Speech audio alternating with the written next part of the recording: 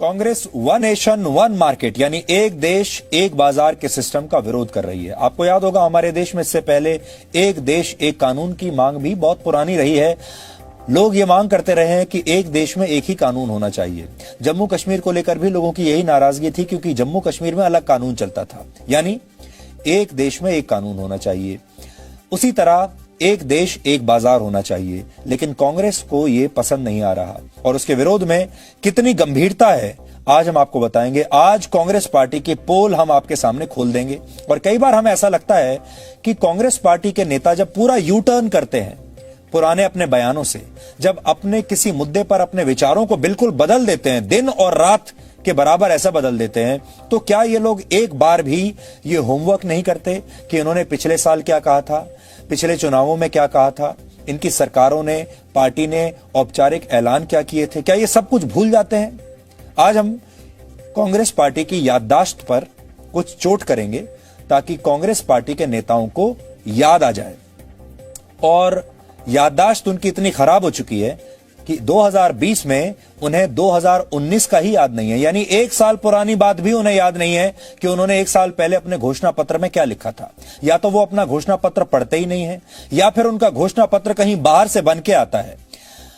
हम आपको कांग्रेस के वर्ष 2019 यानी पिछले साल और 2014 के घोषणा पत्र आज दिखा रहे हैं, जिनमें कांग्रेस ने ऐसे ही कानून का साफ साफ वादा किया था। पहले हम कांग्रेस पार्टी को पिछले साल का घोषणा पत्र दिखाते हैं। एक साल पुरानी बात है सिर्फ। इसमें कांग्रेस ने वादा किया था कि वो सत्ता में आने के बाद एग्रीकल्चरल प्रोड्यूस मार्केट कमेटी यानी एपीएमसी एक्ट को समाप्त कर देगी ताकि किसान अपनी मर्जी से कहीं भी फसल बेच पाएं।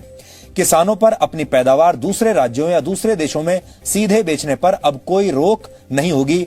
मेरे शब्द नहीं है, कांग्रेस पार्टी मुझे ना दोष दे, ये कांग्रेस पार्टी के घोषणा पत्र में अपने शब्द हैं और अगर वो भूल गए हैं तो इसका मतलब दो ही है, या तो ये घोषणा पत्र कहीं बाहर से बनकर आया है, उन्होंने आउटसोर्स कर दिया होगा और फिर पढ़ने की जहमत भी नहीं उठाई होगी, या फिर ये लोग अपना ही घोषणा पत्र पढ़ते ही नहीं है।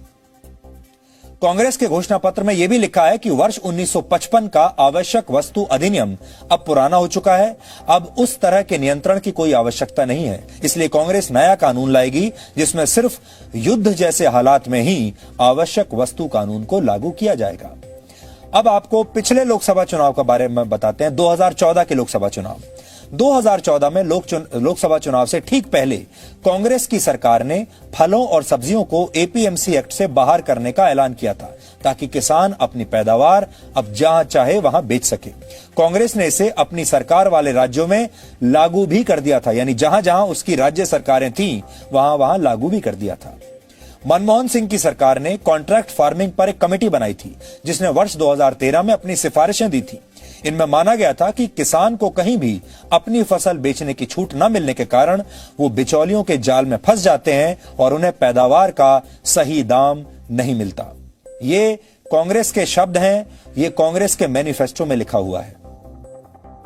वही कांग्रेस अब इस कानून का विरोध कर रही है, यानी जिस कानून को लागू करने का वादा कर रहे थे 2014 और 2019 के चुनाव में, अब उसी कानून का विरोध कर रहे हैं क्योंकि अब वो कानून बीजेपी ला रही है।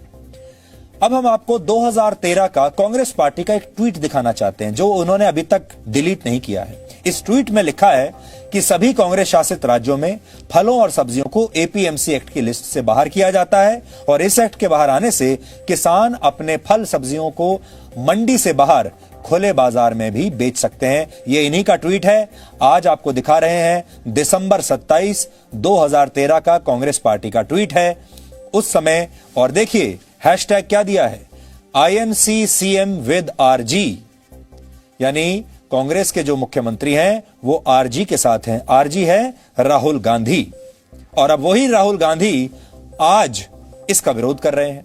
दिसंबर 2013 में कांग्रेस के नेता अजय माकन ने देश की पूरी मीडिया के सामने एक प्रेस कॉन्फ्रेंस की थी और इस प्रेस कॉन्फ्रेंस में उन्होंने खुलेआम कैमरे पर आकर कहा था कि किसानों को उचित मूल्य दिलाने और महंगाई को कम करने के लिए मंडी से जुड़े नियम खत्म होने चाहिए। और दिलचस्प बात यह है कि इस प्रेस कॉन्फ्रेंस में यह ऐलान करते समय अजय माकन के साथ खुद राहुल गांधी भी उनकी बगल वाली कुर्सी पर बैठे हुए हैं।